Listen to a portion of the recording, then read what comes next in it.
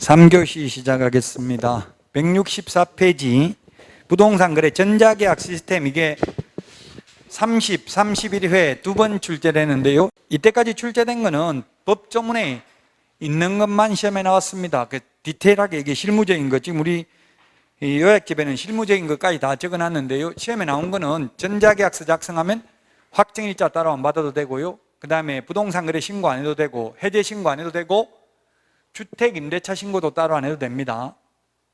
그것만 기억하면 되겠고요. 그 다음에 이때까지 시험에 나온 거는 그 정도만 기억하면 됩니다. 165페이지에 보면 그 박스 안에 이게 부동산 거래 전자계약 시스템이라고 홈페이지가 있어요. 인터넷 보면 그 홈페이지에 나와 있는 게 박스 안에 있는 거, 경제적이고 편리하고 안전하다. 제가 연수교육, 현업에 있는 분들 연수교육 하러 가서 이거 전자계약서 작성에 대해서 강의를 해보니까 경제적이고 편리하고 안전하다니까 불편하다 이렇게 하고 전혀 들으려고 하지를 않더라고요. 그 휴대폰, 스마트폰 쓰는 거하고 똑같아요. 연세 드신 분들 이 스마트폰 쓰면 처음에는 약간 불편한 것 같죠, 잘 모르면. 근데 알면 굉장히 진짜 편리합니다.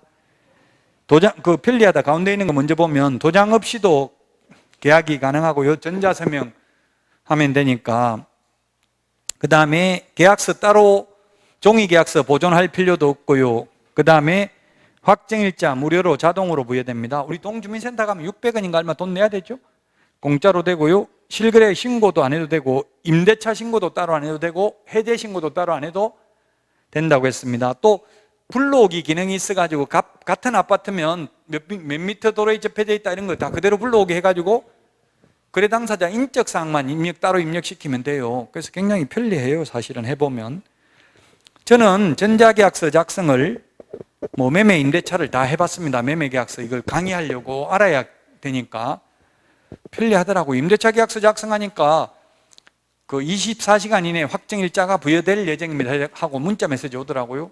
1시간 있으니까 확정일자 부여됐습니다 하고 확정일자 부여된 계약서 출력 가능합니다 돼 있더라고요. 그러니까 동주민센터에 받는 거하고 똑같아요. 스탬프 도장이 찍혀 있더라고요. 계약서 위에 누구 동주민센터장 해가지고.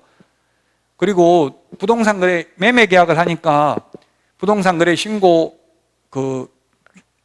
수리가 완료되었습니다.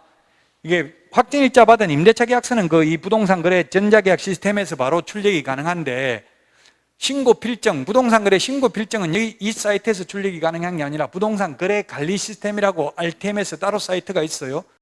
우리 실거래가 신고하는 사이트, 거기서 출력이 가능해요. 매매 계약서인 경우. 지금 아파트 같은 거 LH에서 분양하는 거, SH 이런 데서 분양하는 거는 시흥도시공사에서도 분양하는 거 있더라고요. 시흥도시공사 있죠? 최초로 내년에 분양한대. 내년에 능곡역 앞에 내년에 84제곱미터하고 74제곱미터 426세대인가 분양해요. 그 시흥시 거주하는 사람 30% 우선권이 있다고. 시흥시, 경기도 20%, 수도권 50%. 이 편한 세상 들어온다더라고. 이 편한 세상. 이 편한 세상이 DL건설로 바뀌었죠. 그 시흥시에 거주하는 사람은 지금 엄청나게 하중지구도 지금 3,500세대인가 지금 올 하반기부터 하중여기는 무조건 100% 시흥시 거주자만 가능해요. 20만 평이 안 되니까 택지지구가, 하중지구는 시흥시 거주한 사람한테만 100% 분양한다고요.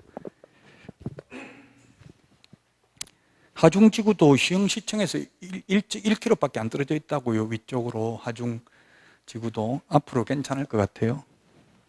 매화동, 시흥시 매화동도, 매화지구도 여기 하나 또 생길 모양이더라고요. 광명하고 붙어 있죠. 매화지구. 매화산업단지 쿠팡도 오는데 쿠팡 물류센터. 내가 시흥에 대해서 너무 공부를 많이 한 것 같아서 이게 언제 올지는 모르겠어요. 일단은 공부는 하고 있어요.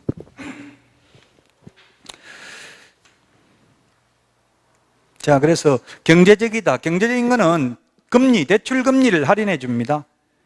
대출 금리를 할인해 주고, 그 다음에 동그라미 이번에 보니까 등기, 법무대행, 보수를 30% 할인해 주고요. 30%냐 20%냐 이게 법조문에 있는 게 아니잖아요. 그래서 이런 건 시험에는 아직 나온 적은 없다고요. 그 금리는 그때그때 이게 할인율은 달라질 수 있기 때문에 MOU 체결된 데 나와 있기 때문에 이렇게 몇 퍼센트 이런 거는 시험에 아마 안 나올 거예요. 그냥 할인된다 이 정도만 기억하면 되고요. 그 다음에 부동산 서류 발급 최소화, 건축물 정보, 토지 정보 이런 거 다 공짜로 자동으로 조회 가능합니다. 건축물 대장 같은 거 따로 돈 안 내도 된다고요. 안전하다. 이거 안전하다고 해도 연세 드신 분들 불안한데 그거 누가 해킹해가지고 보면 어떻게 하냐 이런 거 많이 말하더라고, 현업에 있는 분들. 근데 안전하다고 정부에서는 이야기합니다. 위변조, 부실한 확인 설명 방지. 부실한 확인 설명을 방지하는 건 왜 그러냐면은 전자계약서를 작성해 보니까 빈칸을 안 채우면 다음 칸으로 넘어가질 않아요. 빈칸 다 채워야 돼요. 그럼 확인설명서 빈칸 나누면 안 된다고요? 여러분들이 종이계약서로 적어도 확인설명서에 빈칸 남겨놓으면 그 자체가 확인설명서 작성 위반이에요. 무조건 빈칸 다 채워야 된다고요? 몇 미터 도로에 접했다, 이게 뭐 여러 개가 있잖아요. 그러면 한쪽 도로에만 접혀져 있으면 나머지는 해당 사항 없음, 한쪽 도로에만 접혀져 있으면 이런 걸 적어 넣어야 된다고, 빈칸에. 그냥 남겨놓으면 그 자체가 위반이라고요. 확인설명서 작성 위반. 그러니까 이거 전자계약서 적으면 계약서만 전자계약서 적는 게 아니라 확인설명서도 전자적으로 적어요. 이거 둘 다 같이 돼요. 계약서는 전자적으로 적고 확인설명서는 종이로 적고 이게 아니라고요. 확인설명서, 계약서 같이 돼 있다고요. 그 시스템에. 그래서 이제 부실한 확인 설명을 할 수 없다. 빈칸을 다 채워야 되니까. 일단 빈칸 다 채웠으면 그 적어 놓은 내용하고 사실과 부합하지 않는 경우는 계약공개사가 책임져야 되잖아요.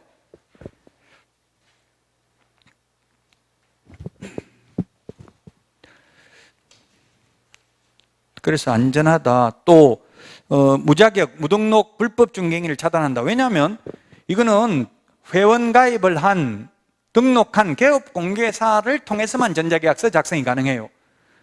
직거래, 거래 당사자 직거래 간에는 전자계약서 작성 불가능이라고 지금 현재. 그래서 그 개업공개사 등록번호가 있어야 이게 회원가입이 가능해요. 회원가입할 때 등록번호 입력을 해야 되거든요. 그러니까 무등록 중개업자는 없다는 이야기예요. 전자계약서 작성하는 사람 중에는. 그래서 불법 중개행위를 차단할 수 있고요. 그 다음에 개업공개사 및 거래 당사자 신분 확인 철저다. 개업공개사는 이미 신분 확인돼 있어요. 이 별도의 공인인증서도 받아야 되고 회원가입도 해야 됩니다. 공인인증서가 뭐로 바뀌었던데, 이름이 공용사용서입니까? 이름이 바뀌었죠? 공용사용서? 맞아요? 공동사용서인가? 공동인증서? 예, 이게 이름 바뀌었더라고요. 공동인증서. 공인증서가 공동인증서. 인증서 어떻게 적는 거예요? 이렇게 적는 거예요? 이거 이렇게 적는 거 맞아요? 한글을 잘 모르겠는데 한글이 더 어려운 것 같아요. 아침에 와이프하고도 싸웠는데 이거 히읗을 어떻게 적냐, 히읗. 텔레비전에 나와서 히읗 이렇게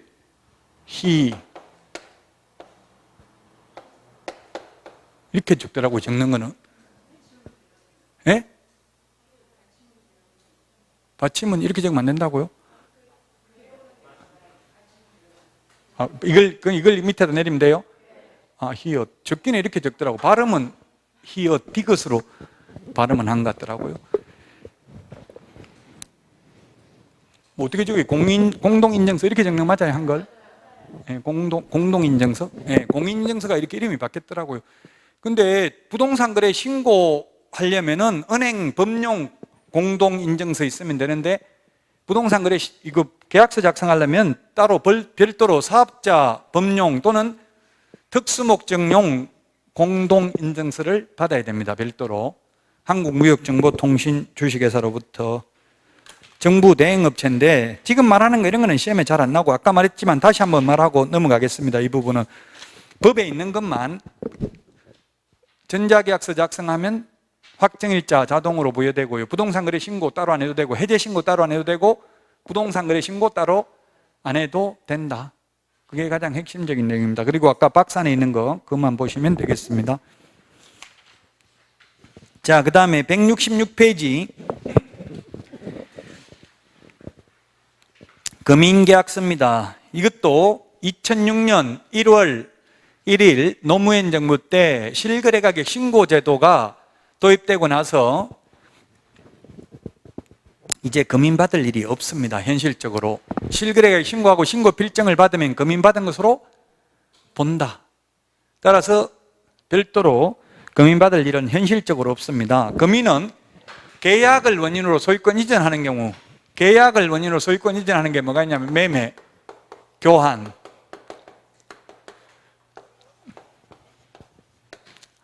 승여계약, 그 다음에 판결서, 화해조서, 청구일락조서, 조정조서, 지급명령서 이런 것도 금인을 받아야 됩니다.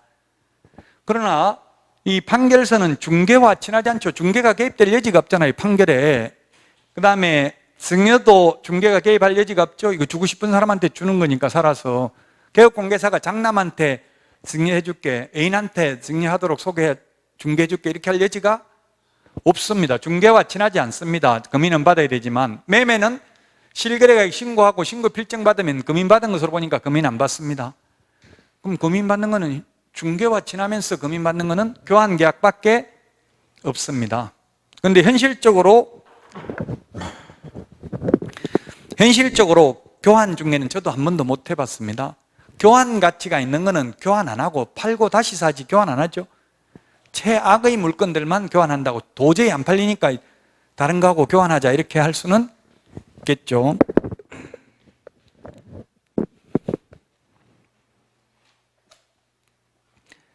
자, 양가로 1번 계약서 등의 금인입니다. 1번 계약을 원인으로 소유권 이전 등기를 신청할 때 계약서에 금인 신청인을 표시하여 부동산 소재지, 시장, 군수구청장 또는 그 권한을 위임받은 자의 금인을 받아 이를 관할 등기소에 제출을 해야 된다.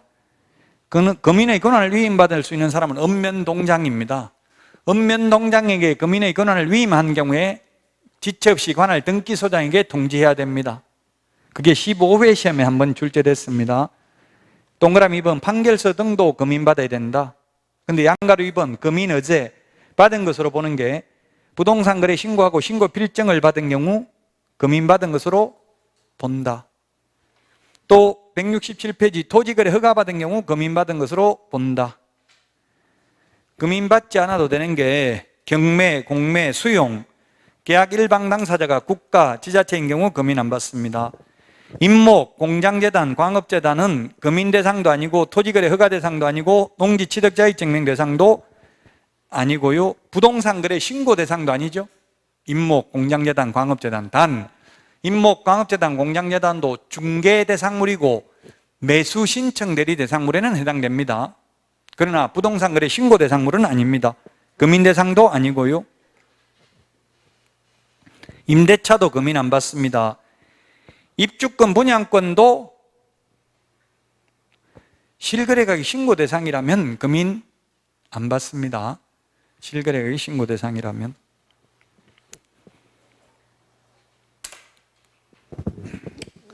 아파트 분양권, 입주권 이런 거는 다 부동산 거래 신고해야 되니까 금인 대상이 아니고요. 건축법상 만약에 분양권이 있다면 이거는 금인받아야 되겠죠. 근데 현실적으로 건축법상 이 분양권은 거의 없어요. 건물 다 지어놓고 분양하지 미리 분양 안 하잖아요. 건축법은 29호, 29세대까지 건축법 적용받고 30호, 30세대 이상인 경우는 주택법을 적용받죠. 우리는 주택법을 우리 선분양을 하는 게 세계적으로 거의 우리나라가 유일하다고. 미리 분양하는 거는 3년 전에, 보통 공공분양은 2년 전에 분양을 하거든요. 민영분양 그것도 3년 전에. 그렇게 미리 선분양을 하더라도 시공보증을 받잖아요. HUG, 하우스, 어번, 주택도시보증기금, 이거 시공보증을 받기 때문에 부도날 일은 없다고요. 아파트는 미리 분양받아도. 근데 건축법은 시공보증을 안 해주니까 다 지어놓고 분양한다고요. 빌라 같은 거, 전원주택 이런 건 다 지어놓고 분양하죠. 그래서 분양권 자체가 없어요. 사실 건축법 적용받는 거는 현실적으로는. 만약 그런 게 있다면 상가 같은 거 선분양한다면 이런 거는 금인을 받아야 됩니다. 건축법을 적용받는다면. 건축법하고 주택법하고 비교를 해야 되고요. 오히려 공법에서 가장 중요하다고 볼 수 있죠. 건축법, 주택법 7문제씩 나오니까 농지법하고 세계법이 16문제 나옵니다. 건축법은 그냥 체계 같은 거 필요 없고 그냥 저는 단순히 암기하니까 재미있던데, 암기하는 게.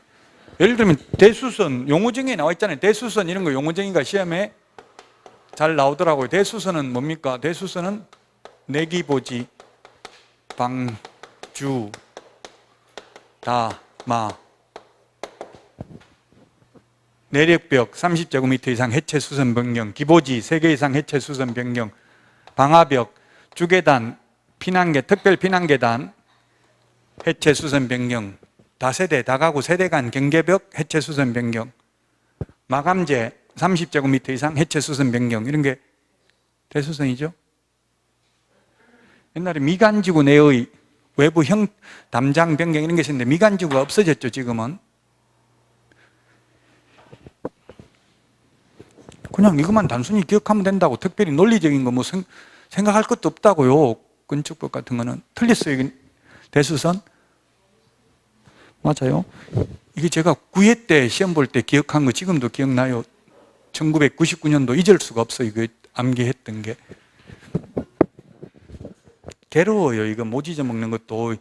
인간은 망각의 작용이 있어야 행복한 거거든요. 빨리 잊어버려야. 슬픈 추억을 계속 기억하는 거 괴롭잖아요. 첫사랑 계속 기억하고 있으면.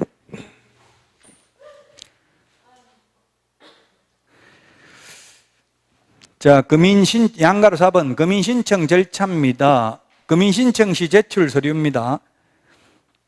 원본, 정본, 한부, 그 다음에 사본 2통 제출합니다. 2개 이상의 시군구에 있는 경우 시군구 숫자 플러스 1통의 사본을 더 제출해야 된다. 제가 금인을 저는 받아봤는데 옛날에 2006년 되기 전에 거래할 때 금인을 받아보니까 그때 어떻게 했냐면 보통 매도인, 매수인이 있고 개업공개사가 있으면 옛날에 이렇게 세 통을 작성하면 법무사가 금인계약서는 따로 적었어요. 옛날에는. 왜? 이 금인계약서에 기재되는 금액이 취득세 신고가액입니다. 취득세는 신고가액을 가세표준으로 하고 신고가액이 지방세 시가표준액에 미달하는 경우에는 지방세 시가표준액을 가세표준으로 한다. 다만 국외공판법, 김승래 선생님은 국외공판법 이렇게 이야기하고요. 다른 선생님들 강의 들어보니까 국수공판장, 국수공판장 부 이렇게 하죠. 국수공판장이나 국외공판법이나 같아요. 국가, 외국으로부터 수입, 공매, 판결, 법인의 장부, 그 다음에 부동산 거래 신고 등에 관한 법률에 의해서 검증받았다면 검증받은 가격이 지방세 시가표준액에 미달하더라도 이걸 가세표준으로 인정해 준다는 이야기예요. 근데 상가는 검증 체계가 없다고 했죠? 상가는 싸게 사도 인정 안 됩니다. 지방세 시가표준액으로 세금 내야 된다고. 상가는 검증 체계가 없어서 지금 현실적으로는. 저는 분양권을 해봤는데 분양권은 옛날에 다운계약서 적는 게 관행했다고 지방세 시가표준액만큼. 근데 분양권은 다운계약서 적어요 못 적어요? 옛날에도 못 적는다고. 왜? 법인 장부에 기록되어 있기 때문에 안 된다고요. 지금은 참 전산화되어 있어서 무섭더라고요. 저는 지역조합 5년 전에 지금 4년 올 11월 돼야 5년이 지나더라고요. 잊어먹고 있어서 지역조합 분양받은 거는 당첨됐다고 생각을 안 했거든요. 당첨이 아니고 뭐 미분양돼가 조합 모집하기 힘들잖아요. 억지로 하라고 해서 억지로 했는데 근데 그게 당첨된 걸로 돼 있더라고요. 당첨되고 나면 5년 안에는 1순위 청약 못한다고 돼 있죠. 저는 지금 못해요. 좋은데 분양하는 데가 있어도 지금 신청 자체가 안 되더라고. 5년이 안 넘어가지고. 재당첨도 있고, 재당첨 제한은 뭡니까? 분양가 상한제 적용되는 게 재당첨 제한이죠? 이건 분양가 상한제도 아니라고. 지역조합은 조합은 모집하기 엄청나게 힘들어요. 그래도 그게 당첨된 걸로 인정됐더라고요. 사업계획, 주택법상 사업계획 승인 대상이더라고. 이거 지역조합도 주택법에 나오잖아요. 조합, 지역조합, 직장조합 이런 거 나오죠? 주택법상 사업계획 승인 대상이기 때문에 사업계획 승인 될 때 조합원으로 돼 있으면 그게 다 명단이 시군구에 통보되더라고. 시장한테 통보되면 시장이 다시 한국부동산은 전산실로 통보돼가지고 다 관리되고 있어요. 한국부동산원에. 한국부동산원에 들어가니까 로그인 하니까 이거 공동인증서가 로그인 하니까 다 나오더라고. 재당첨 제한에 걸리는지 당첨된 지 5년 넘었는지 안 넘었는지 이런 게 다 나와요. 자기 거 조회할 수 있어요.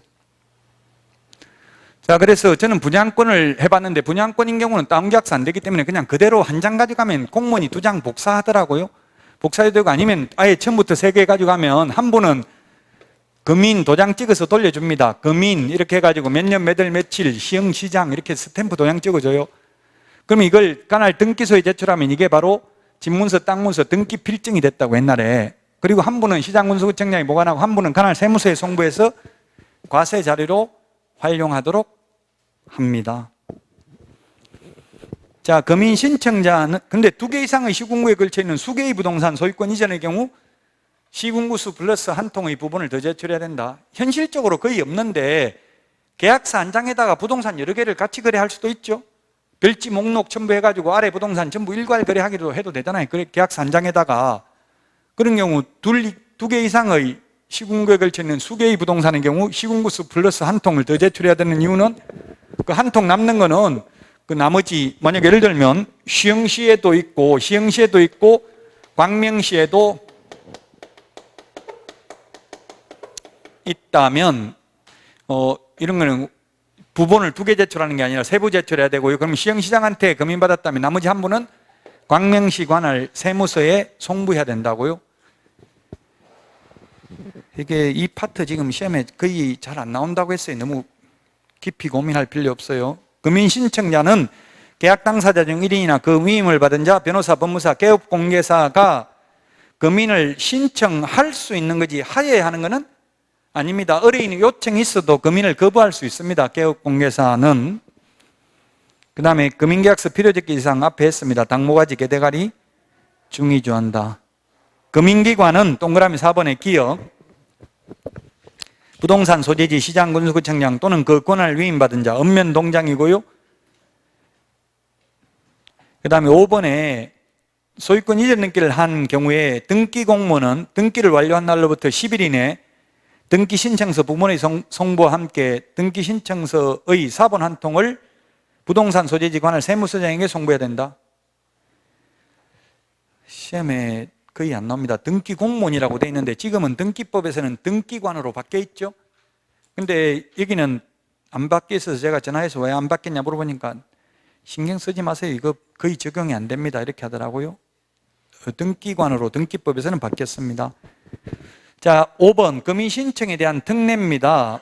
특별한 예외라는 이야기인데 이게 뭐냐면 즉 중간 생략 등기하면 안 됩니다. 먼저 체결한 계약부터 순차적으로 금인을 받아야 되고요. 중간 생략 등기하면은 168페이지 가운데 맨 가운데 표 가운데 맨 밑에 벌칙을 보면 탈세 목적으로 중간 생략 등기하면 3년 이하의 징역이나 1억 원 이하의 벌금입니다. 그러나 이번에 조세포탈, 강제집행, 멘탈의 목적이 없다 하더라도 중간 생략 등기하면 1년 이하의 징역이나 3천만 원 이하의 벌금입니다.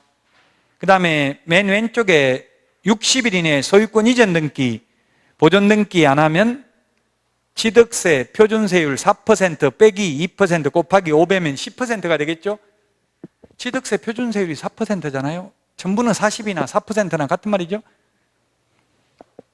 제가 2%라고 되어 있는데 법조문에는 보면 100분의 20이라고 되어 있어요. 100분의 20이나 2%나 같은 말이죠.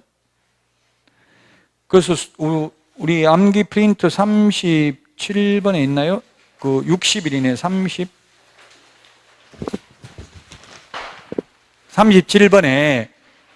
37번에 동그라미 2번 밑줄 지놓으세요. 시험에는 잘 안 나오지만 소유권 이전 등기 잔금일로부터 60일 이내 반대급부 이행을 완료한 날로부터 60일 안에 안 하면 취득세 표준세율 빼기 2% 곱하기 5배 이하가 되렵니다.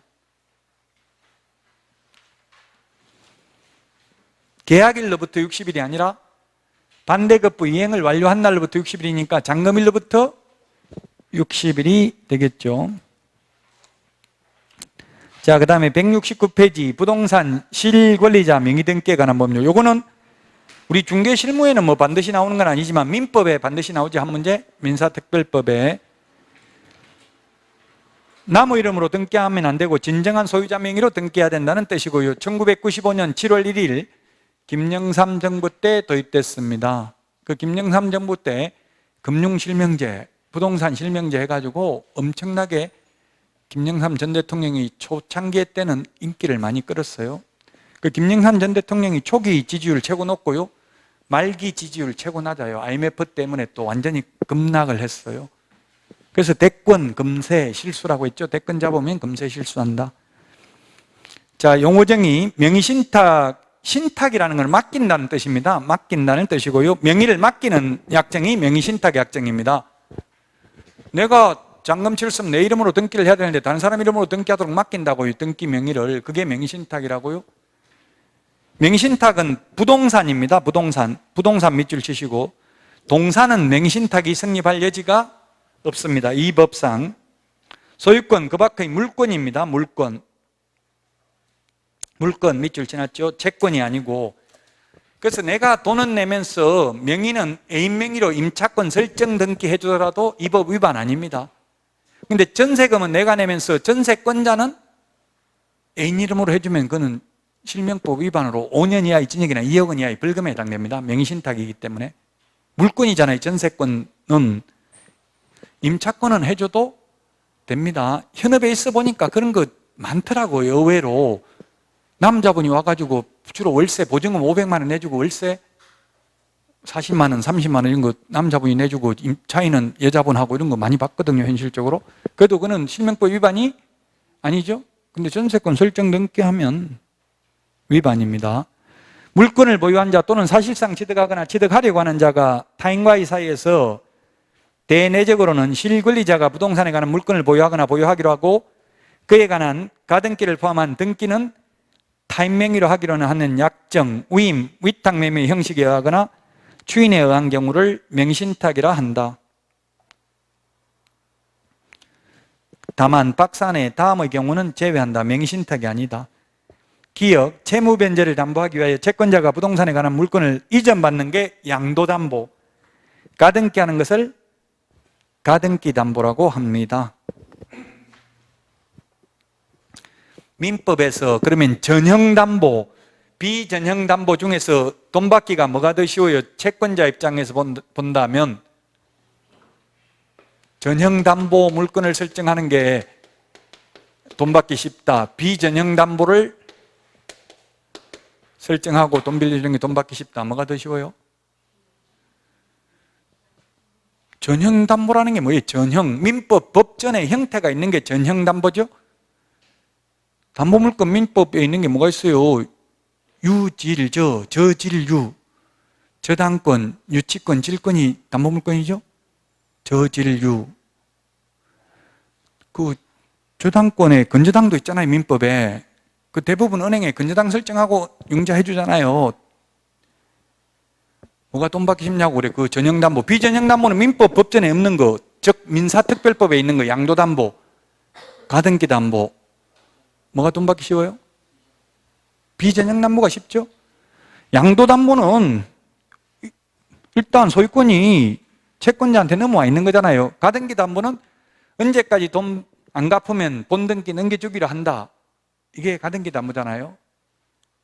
그 노태우 정부 때 가등기담보 등에 관한 법률이 신설됐는데 그 취지가 뭐냐면 옛날 조폭들이 10억짜리를 담보로 잡고 1억을 돈 빌려줬어요. 그래서 언제까지 안 갚으면 그 10억짜리 명의 본등기 넘겨주기로 한다. 이렇게 해놓고 그날 가가지고 돈 갚으러 가보니까 안 나타나고 사람이 없어요. 그 다음날 나타나가 너 분명히 어제까지 안 주면 등기 넘겨준다고 했지 해가지고 그냥 본등기를 해가버리는 거예요. 폭리를 취했다고요. 그래서 가등기 담보 등에 관한 법률은 한마디로 말하면 청산을 하라는 이야기. 청산. 1억 빌렸으면 1억 빼고 나머지 9억은 돌려주라는 이야기예요. 10억짜리 담보를 잡았으면. 가장 큰 취지가 가등기 담보 등에 관한 법률은. 그래서 양도담보, 가등기담보 이런 거는 맹신탁이 아니다. 이 법에 의해서. 니은 부동산의 위치와 면적을 특정하여 2인 이상이 구분 소유하기로 하는 약정을 하고 그 구분 소유자 공유로 등기하는 경우 이것도 맹신탁이 아니고 이거 신탁법, 자본시장과 금융투자업에 관한 법률에 따른 신탁재산의 사실을 등기하는 경우 이 신탁법에서 수탁자와 이 실명법상 수탁자 차이점이 뭐냐 하면 지금 줄여서 실명법이라고 하는데요. 실명법은 대내적으로는 신탁자, 대외적으로는 수탁자가 소유자가 되기로 하는 약정입니다. 자기들끼리 내부적으로는 이건 내 거다. 다만 명의만 네 명의로 해놓는 거다. 돌려놓는 거다. 이렇게 약속을 하는 거고요. 근데 외부적으로 보면 외부 사람은 모르잖아요. 등기 명의 당연히 소유자인 줄 알겠죠? 그게 명의신탁인데 신탁법에 의한 신탁 등기는 대내적이든 대외적이든 수탁자가 소유자입니다. 그래서 여러분들도 현업에 가서 주의해야 될 거, 뭐 다가구 같은 거, 이런 거, 빌라 같은 거 이런 거 지으면은 그 사람들이 분양을 안 받으려고 하고 하니까 신탁 등기를 많이 해요. 신탁회사에. 그러면 임대차 계약은 누구하고 체결해야 돼요? 신탁 등기가 돼 있다면 수탁자인 신탁회사하고 계약을 체결해야 돼요. 수탁자가 대내적이든 대외적이든 수탁자가 소유자예요. 수탁자하고 계약을 체결해야 된다고 신탁회사에 물어봐야 돼. 반드시 이 사람하고 계약 체결해도 되냐? 반드시 물어봐야 된다고요. 그 보통 아파트 재건축하면은 재건축 조합이 수탁자죠. 그 조합이 소유자라고요. 그 대형 건설사들은 메이저 건설사들은 아마 105 신도시에 레미안, 이페란 세상, 뭐 푸르지오 이런 거 없죠? 없잖아요. 신도시는 안 들어가요. 판교에도 없어요. 대형 건설사들은 위험하거든요. 신도시는 사실 지금이야 부동산 가격이 올라가고 그러니까 분양이 잘 되지만 옛날에 미분양된 적도 엄청나게 많아요. 고잔 신도시, 안산 이런 거 다 미분양했잖아요. 처음에. 그러니까 이런 데 안 들어가고 재건축한 데 들어간다고. 재건축은 뭡니까? 이거 조합하고 도급 계약 체결해가지고 건설비만 공사비만 받는다고요. 만약 미분양되면 조합이 다 책임져야 돼요. 재건축 조합은. 그러니까 안전빵이니까 그런 것만 들어간다고. 대형 건설사, 메이저 건설사들은. 그러니까 신도시에는 유명한 건설사들이 하나도 없어요. 판교든 뭐 일산이든 분당이든 하나도 없어요. 삼본도 하나도 없는데 보니까 재건축하는 것만 다시 다 레미안, 뭐 이편한 세상 이런 거 들어오더라고요.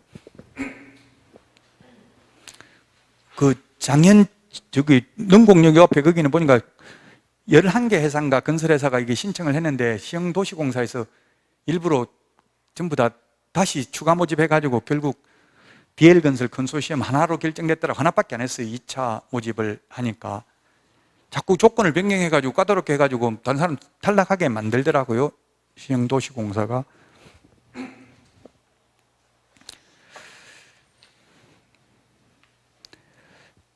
자, 그 다음에 169페이지 그 동그라미 2번 명신탁자라 하면 명신탁 약정에 의하여 자신의 부동산에 관한 물건을 타인 명의로 등기하게 하는 실권리자를 명신탁자라 하고요. 명수탁자라 하면 명신탁 약정에 의하여 실권리자의 부동산에 관한 물건을 자신 명의로 등기하는 자를 말한다. 수탁자가 받을 수자입니다. 받을 수. 등기 명의를 받는 사람이 수탁자. 그럼 반대로 신탁자는 명의를 맡기는 사람이죠. 170페이지 누구든지 부동산에 관한 물건을 명신탁 약정에 따라 수탁자 명의로 등기하여서는 아니 된다.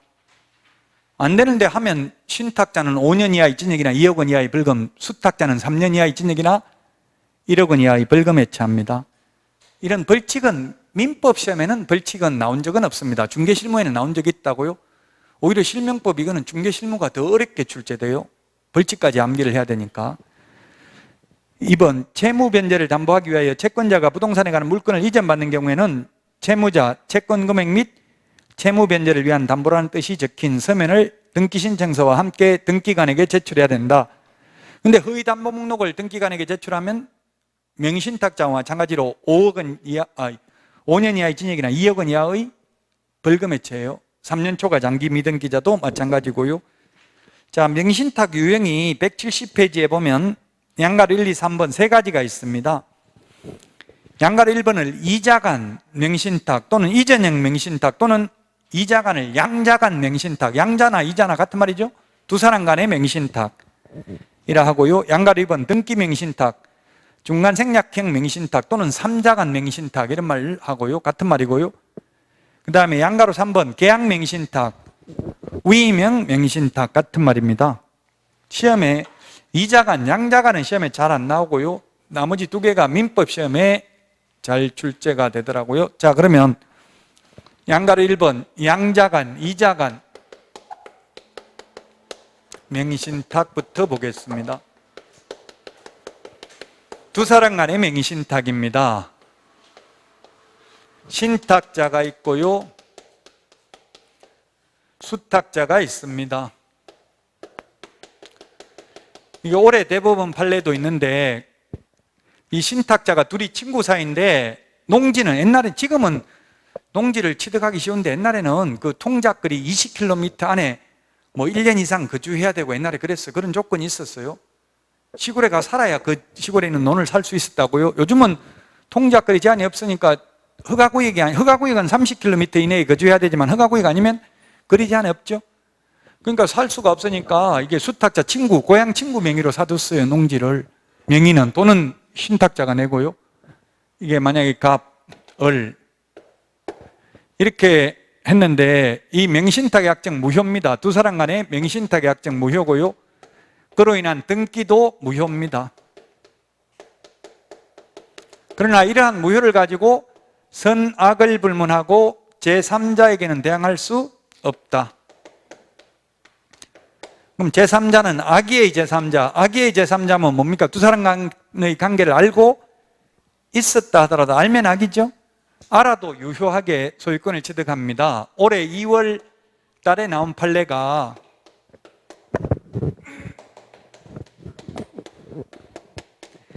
올해 2월 달에 판례가 횡령죄 성립하지 않는다. 옛날에 횡령죄 성립한다가 이제 이 세 가지 유형 모두 다 횡령죄 성립하지 않습니다. 수탁자가 처분해도. 근데 최근에 이렇게 두 사람이 이제 친구였는데 아까 둘 다 사망했습니다. 그 상속인이 이 신탁자의 상속인이 명의 넘겨달라고 했어요. 그러니까 이 수탁자 상속인의 변호사가 뭐라고 했냐면은 민법 103조 반사의 질서적 행위에 해당되므로 이미 지급했다면 불법원 인거배로서 돌려줄 필요가 없다라고 주장했는데 대법원 판례는 이거는 103조 위반은 아니다. 반사의 질서적 행위는 아니다. 대법원 판사들도 다 기득권자잖아요. 언젠가는 제가 볼 때 이게 103조 위반이라고 봐야 될 것 같아요. 그래야 안 하겠죠, 이런 짓을. 근데 지금은 103조 위반이 아니라고 반사의 질서적 행위가 아니니까 명의 돌려달라 할 수 있다. 무효인 등기 말소 청구할 수 있고 진정명의 회복 등기를 신청할 수 있다는 이야기예요. 지금은 신탁자 5년 이하의 징역이나 2억 원 이하의 벌금, 수탁자 3년 이하의 징역이나 1억 원 이하의 벌금이고요. 횡령죄 성립하지 않는다. 이게 올해 판례가 변경됐으니까 주의를 하시라고요. 양자간, 이자간 명의신탁에서도 횡령죄 성립하지 않는다. 다음은 3자간 명의신탁, 소위 등기 명의신탁.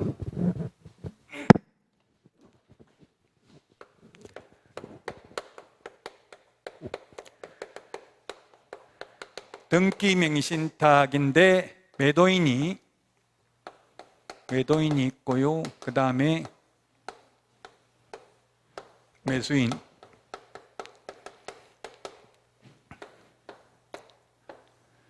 수탁자가 있습니다. 매매 계약을 했으면 매수인은 돈 지급하고 매도인은 등기 넘겨주면 되는데 이 매수인하고 수탁자, 매수인이 수탁자와의 관계에서는 신탁자가 되겠죠. 두 사람 간에 맹신탁 약정을 맺었는데 이건 무효입니다. 그로 인한 물권 변동 효력도 등기도 무효로 한다라고 되어 있습니다. 법조문에. 그러나 이러한 무효를 가지고 선악을 불문하고 제3자에게 대항할 수 없다. 모두 제3자에게는 대항할 수 없는데 다만 제3자가 수탁자의 배임 행위에 적극 가담하면 무효입니다. 따라서 명신탁 약정 해지에 의한 소유권 이전 등기 청구 불가능합니다. 처음부터 효력이 발생 안 했으니까 해지라는 걸 할 수 없죠. 해지는 장래의 효력을 소멸시키니까. 그럼 어떻게 되냐? 보통 가벌병 뭐 이걸 순서를 이렇게 많이 정하더라고요. 가벌병정 이런 식으로. 자, 그러면 소유자는 누굽니까? 병명의로 등기되어 있는 이 상태에서 소유자는 누구다? 갑, 을 중에서 누가 소유자입니까? 예, 을이 소유자죠. 역시 횡령죄 성립하지 않고요. 수탁자가 수탁부동산을 임의로 처분해도 횡령죄는 타인의 재산을 보관한 자가 타인 재산을 임의로 처분하면 횡령죄인데 이는 소유자가 아닌데 갑이 소유자가 아닌데 자기 거 횡령했다고 주장할 수는 없다는 게 판례의 입장이에요. 바뀌었어요. 이것도 2016년도에 바뀌었어요. 옛날에는 횡령죄 해당된다고 했다. 대부분 판사 마음이 바뀌었다고요. 그러면 무효인 등기를 을이 말소해야 되는데 을이 안 하면 갑이 을을 대위해서 말소 청구할 수 있고요. 매매 계약은 유효하니까 매매 계약에 의해서 소유권 이전 등기를 청구해서 을 명의로, 갑 명의로 소유권이 이전 등기가 경료될 때 갑이 소유자가 된다. 신탁자 5년 이하 이진역이나 2억 원 이하의 벌금, 수탁자 3년 이하 이진역이나 1억 원 이하의 벌금입니다. 자, 그 다음에 계약명의신탁, 위명 명의신탁. 매도인이 팔았습니다. 매도인이 매수인한테 팔았습니다. 근데 매수인은 자기 돈 주고 사는 게 아니라 전주, 물주, 자금주, 스폰서가 따로 있었습니다. 그걸 신탁자라고 합니다. 이 신탁자와 이 사람이 또 수탁자가 되겠죠. 매도인과의 관계에서는 매수인이고 신탁자와의 관계에서 수탁자인데 명신탁의 약정은 무효이다. 명신탁은 원칙적으로 다 무효인데 다만 배우자, 종중, 종교단체 간의 명신탁은 조세포탈, 강제집행의 면탈, 법령상 제한의 회피를 목적으로 하지 않는 경우는 유효하죠. 효력 있죠. 원칙 무효입니다. 그로 인한 물권 변동 효력도 원래 법조문에 무효라고 되어 있습니다. 근데 다만, 해가 단서가 있습니다. 다만 수탁자가 한쪽 당사자가 되고 그 상대방 당사자가 명의신탁의 약정이 있다는 사실을 알지 못하는 경우에는 그러하지 아니하다. 원래 무효인데, 무효였잖아요. 원래 무효인데 예외적으로 그러하지 아니하다. 매도인이 선의인 경우에만, 악이면 무효입니다. 선의인 경우에만 유효하다고요. 이거하고 좀 헷갈려하는 게 제3자는 선악을 불문하고 유효하다고 했죠. 이 제3자는 악의 제3자라도 유효하지만 여기에는 매도인이 악인 경우는 무효입니다. 역시 수탁자가 수탁부동산을 임의로 처분해도 횡령죄의 죄책이 성립하지 않는다. 요즘 보니까 현업에서 이게 나무 이름으로 등기 엄청나게 많이 하더라고요. 현실적으로. 왜? 2주택이면 취득세 8%, 3주택이면 12% 내야 되니까 세금 줄이려고 나무 이름으로, 여러분 이름으로 누가 해준다고 하면 받아야 돼, 안 받아야 돼요? 받아서 지체 없이 처분해버리면 되겠죠. 횡령죄가 아니니까 형사처벌은 안 받는다고요. 다만 그 변호사한테 상담하는 거 인터넷에 올라왔더라고요. 처제 이름으로 해놨는데 처제 팔아쳐먹고 도망갔는데 이거 잡아 죽일 수 있는 방법이 없습니까? 이렇게 올렸더라고요. 그러니까 변호사가 고소하면 됩니다. 부동산 실권리자 명의등기에 관한 법률 위반으로.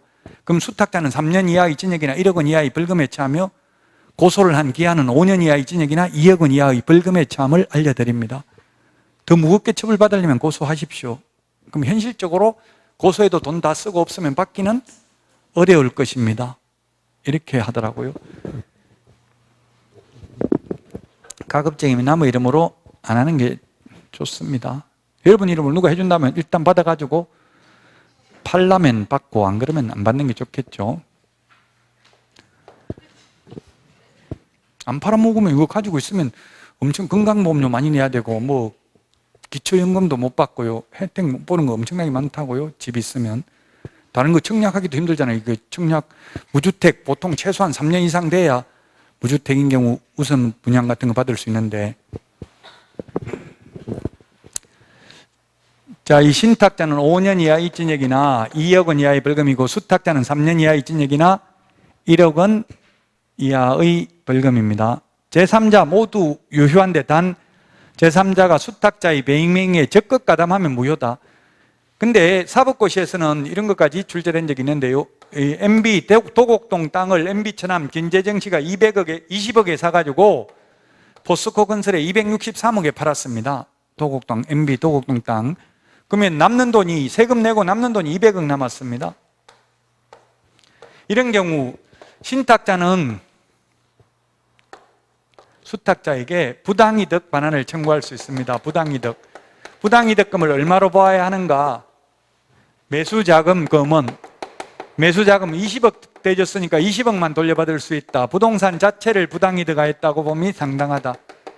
그래서 200억, 남는 돈 200억이면 200억 다 돌려달라 할 수 있다. 답이 뭐냐고요? 답은 실명법이 1995년 7월 1일 이후에 명의신탁 약정이 이루어졌다면 이건 불법인 줄 알고 했기 때문에 20억만 돌려받을 수 있고요.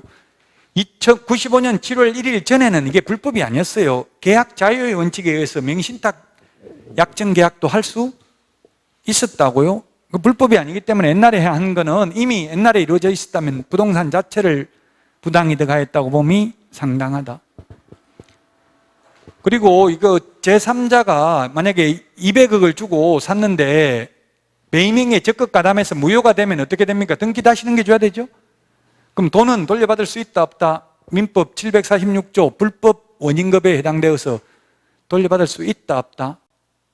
아직 우리 중개실무에는 안 나왔는데 사법고시에는 나왔다고. 이거 돈 돌려받을 수 있는지 없는지. 판례는 돌려받을 수 있다. 돌려주지 않으면 너무나 수탁자만 현저한 이익을 받고 제3자만 현저한 불이익을 받게 되므로 공평의 원칙에 반하며 신의성실의 원칙, 신의칙에도 반한다. 그러므로 돌려주어야 한다. 민법 746조 본문을 적용할 것이 아니라 단서 불법 원인이 일방에게만 있는 경우에는 그러하지 아니하다를 적용하거나 그것을 적용하지 않더라도 신의성실의 원칙에 위반하고 공평의 원칙에 반하는 것은 돌려줘야 된다는 게 사법고시에 나왔다고요. 아직 우리 중개실무나 우리 민법에는 아마 출제 안 됐을 거예요. 이 내용까지는. 다만 제3자가 적극적으로 가담하면 무효가 된다는 것은 출제됐습니다. 171페이지 종중 배우자 종교단체의 명신탁도 명신탁에 해당됩니다. 명신탁에 아까 해당되지 않는 것은 양도담보, 가등기담보, 신탁법에 의한 신탁등기 이런 건 해당 안 된다고 했죠. 그런데 배우자 종교단체 명신탁은 명신탁에 해당됩니다. 다만 조세포탈 목적이 없는 경우는 효력이 있고요, 처벌하진 않는다고요. 배우자 종중. 이때 배우자는 사실혼 배우자는 포함된다, 제외된다? 제외된다. 사실혼 배우자는 제외됩니다. 법률상 배우자는 포함됩니다. 어떤 분이 인터넷에 저한테 재혼했는데 신혼부부 특별공급 받을 수 있는지요 묻던데, 재혼이든 뭐 그건 상관없죠. 근데 이분은 남편은 시흥에 거주하고 있고 부인은 안산에서 애 3명하고 안산에서 지금 계속 살고 있는데 주민등록은 따로 돼 있는데 그래도 다자녀로 인정받지요 묻던데, 안 되죠. 주민등록 같이 해야 되죠. 주민등록은 같이 등재되어 있어야 된다고, 자녀가. 다자녀 특별공급 이런 것도 있잖아요. 그 다음에 신혼부부 특별공급, 뭐 생애 최초 특별공급, 특별공급이 85%예요. 공공분양은, 민영분양은 58%가 특별공급이고요.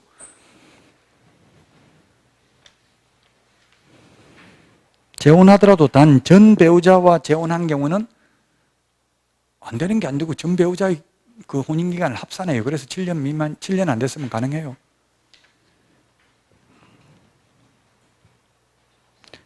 지금 지금 과천에서 176명인가 적발됐잖아요. 그런 거 위반해가지고 막 주민등록에 다른 사람 없는 걸 가짜로 갖다 많이 옮겨놓고 세대원 많은 것처럼 이렇게 해가지고 노분이 뭐 공양한 거 이런 것처럼 해가지고 분양받은 거 지금 분양계약 취소되게 생겼어요. 170몇 건이. 자, 그 다음에 172페이지 명신탁 약정에 대한 벌칙입니다. 6번. 민법에는 잘 안 나오지만 이게 공인중개사법엔 출제됐다고요. 5년 이하의 징역이나 2억 원 이하의 벌금이 명신탁자, 3년 초과 장기 미등기자, 허위담보 목록을 제출한 자, 그 다음에 3년 이하의 징역이나 1억 원 이하의 벌금은 명의수탁자입니다. 과징금은 부동산 평가액의 100분의 30에 해당하는 금액의 범위 안에서 밑줄 치세요. 금액의 범위 안에서 이거 밑줄 치십시오. 시험에 100분의 30에 확정된 금액의 과징금을 부과한다. X로 출제됐습니다. 옛날에는 100분의 30이었는데 이게 헌법 불합치 결정이 나가지고 지금은 위반 기간, 위반 금액에 따라서 대통령령으로 차등 부과하도록 되어 있습니다. 그 얼마나 차등되는지는 시험에 안 나왔으니까 그냥 일률적으로 100분의 30이 아니라 100분의 30 범위 안에서 이 말을 주의하시라고요. 그래서 과징금은 무조건 이게 5년 이하의 징역이나 2억 원 이하의 벌금에 해당되는 사람, 그 바로 위에 양가로 1번 이 세 가지가 과징금 부과 대상입니다. 명신탁자, 3년 초과 장기 미등기자, 허위담보 목록 제출한 자 3개가 과징금 부과 대상이고, 수탁자는 과징금 부과 대상 아니죠? 또 과징금은 실명 등기를 해도 과징금 내야 됩니다. 다만 이행강제금은 과징금 부과일로부터 1년이 넘도록 실명 등기 안 하면 이행강제금 부과되고요. 과징금 부과받고 나서 바로 실명 등기 했으면 이제 이행강제금 부과는 안 되는 거죠. 다음 주에 제가 이행강제금 제도 5개 법 비교하는 거 내드리겠다고요. 건축법, 농지법, 부동산 거래 신고 등에 관한 법률, 장사 등에 관한 법률, 부동산 실명법이 5개 법률에 있다고요. 그 부동산 권리자 명의 등기에 관한 법률 이행강제금은 딱 2번만 부과합니다. 1차 이행강제금은 과징금 부과일로부터 1년이 경과하도록 실명 등기하지 않는 경우 부동산 평가액의 100분의 10. 이건 100분의 10 범위 안에서가 아닙니다. 그냥 100분의 10이에요. 우리 부동산 거래 신고 등에 관한 법률에서 이행강제금은 10% 범위 내에서 대통령령으로 정하는 금액이잖아요. 방치하면 10%, 이용 목적을 변경하면 5%, 임대하면 7%, 기타 7% 이렇게 대통령령으로 정하죠. 근데 실명법에서는 대통령령으로 정하는 게 아니라 그냥 100분의 10%라고 1차 이행강제금. 1차 이행강제금 부과받고 또 1년 안에 실명 등기 안 하면 2차 이행강제금은 20%입니다. 그리고 끝입니다. 2번만 부과하고. 그 밑에 판례가 실명법 시행 후에 적어놨잖아요. 시행 후에 명의신탁 계약정이 이루어졌다면 매수 자금 금원만 부당이 들어가 있다고 보면 상당하다고 했죠. 그럼 반대로 해석하면 시행 전에 명의신탁 계약정이 이루어졌다면 부동산 자체를 부당이 되게 했다고요. 밑에 판례가. 그 다음에 그 동그라미 2번 명의신탁 계약정에 따라 명의수탁자 명의로 등기를 하였다는 이유만으로 그것이 당연히 불법 원인급여에 해당된다고 단정할 수는 없다. 즉 103조 위반이 아니라는 이야기에 반사의 질서적 행위에 해당되는 게 아니다 이 말이에요. 이는 농지법에 따른 제한을 회피하고자 명의신탁을 한 경우에도 마찬가지이다.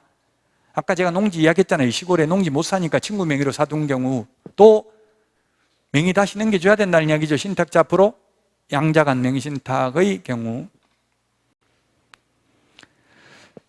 자, 오늘 여기까지 하고요. 다음 주가 이제 중요합니다. 다음 주 실무가 5문제 나오는데 다음 주에 4문제입니다. 주택임대차보호법 1문제, 상가건물임대차보호법 1문제, 경매 1문제, 매수신청 내리 1문제. 다음 주에 하는 게 시험에 실무 5문제 중에서 4문제 나오고요. 오늘 한 것 다 합해서 시험에 1문제 나옵니다.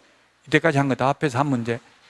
그렇게 중요한 파트는 아니었습니다. 오늘 하는 거는. 자, 화장실만 갔다 와서 바로 오늘 했던 내용 정리하고 마치겠습니다.